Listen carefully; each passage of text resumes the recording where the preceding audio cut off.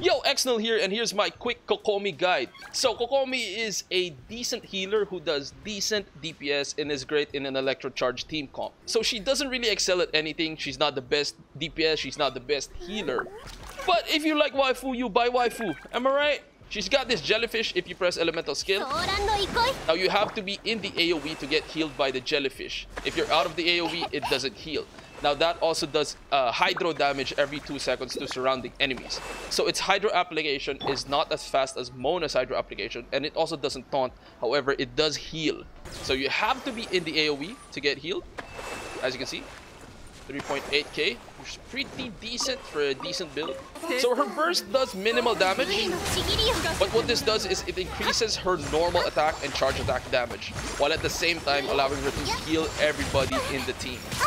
If you're going to use her as DPS, her gameplay will be focused around this burst. You need to make sure you have high burst uptime and your normal attacking for the duration of the burst. So there's 2 ways to build her. One is you want to focus on making her a healer and just focusing on the elemental skill, which is how she can heal when she's off field.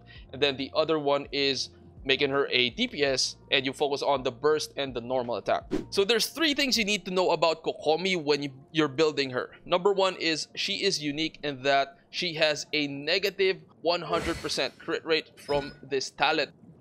If I check the stats on this build, she's got negative 88% crit rate. So what this means is this effectively renders any crit rate stat or any crit damage stat useless and a waste of slots. So you want to actively avoid crit rate and crit damage stats on your artifacts. And then the second thing you have to know about Kokomi is that the normal attack and charge attack damage boost that she gets from her burst scales with max HP. This right here, normal attack with damage bonus, 8.7% of max HP. That's a level 10 burst. And then the third and final thing is that she also gets more normal attack and charge attack damage bonus from her burst with your healing bonus stat. With that in mind, we'll talk about the 2 ways to play her and 2 ways to build her. So number 1 is focusing on her healing and making her a off-field healer, and that is when you want to focus on the talent Kurage's Oath, because this will be your primary healing method. And then your weapon, I do recommend just use the old trusty Thrilling Tales of Dragon Slayers. This gives you HP percent, which works well with Kokomi,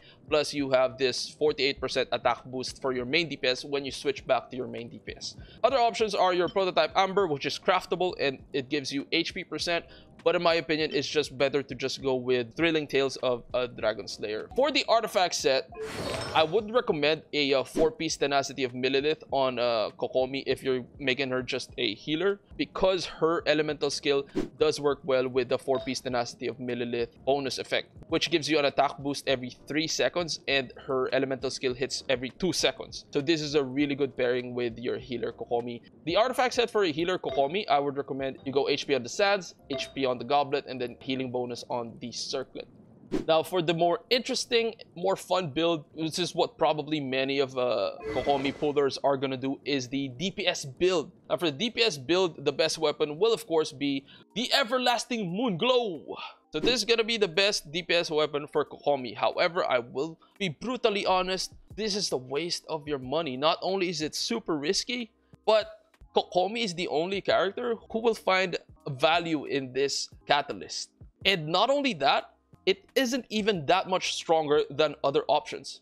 So I just really don't recommend getting the Everlasting Moon Glow. So the other option for a DPS Kokomi is just the prototype Amber. This is perfectly fine for a F2P to just use this as your DPS weapon with Kokomi, and it is not that much weaker than the Everlasting Moon Glow. So I would suggest just use this or Thrilling Tales of Dragon Slayer depending on your playstyle. Prototype Malice will be better because it has a higher base attack by level 90, but you might go with Thrilling Tales of Dragon Slayers because you might be doing a quick swap playstyle with another character, and therefore you still want that attack boost for your other character. Now for the artifact set on a DPS Kokomi, the best set is going to be the 4-piece Heart of Depth.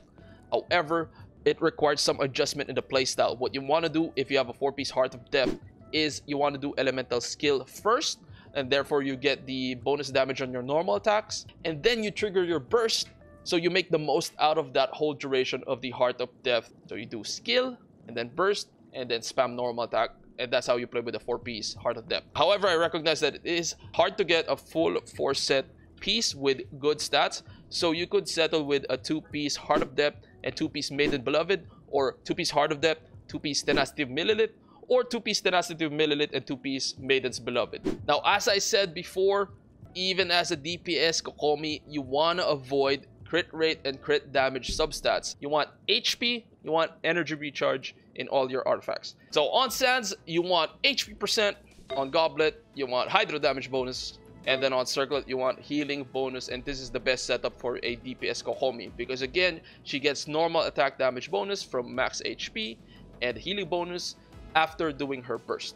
And then for talents on a DPS Kokomi build, you want to focus both on the burst and the normal attack, because she still scales with a normal attack talent even when she has her burst up. It seems like all her constellations are geared towards DPS. Most of her DPS potential is locked behind getting these constellations. C1 is more DPS. You get 30% Hydro damage bonus every third hit of your normal attack after doing burst. C2 gives you more healing bonus, therefore gives you more normal attack when you satisfy the conditions. C4 is more normal attack speed, and then gives you more energy when you do normal attacks. And then C6 flat out gives you 40% Hydro damage bonus for 4 seconds. It's all DPS locked behind constellations. I don't know if I like this, because at C0 she's just a decent DPS. She's not really up there with the top DPSs in the game. It feels really scummy to lock all of these DPS potential behind constellations. Mihoyo, what are we gonna do? For the team comp, I recommend the Electro Charge team comp. You want to put Beidou and Fischl with double Electro Resonance, so you get high burst uptime. Now you could also use Raiden Shogun instead of Beidou. That also works well. And then you want an animal character to spread around more of the Hydro application, and you get Elemental Mastery bonus if you use Sucrose, so it helps with Electro Charge damage. So this is what I recommend on your team comp for Kokomi DPS.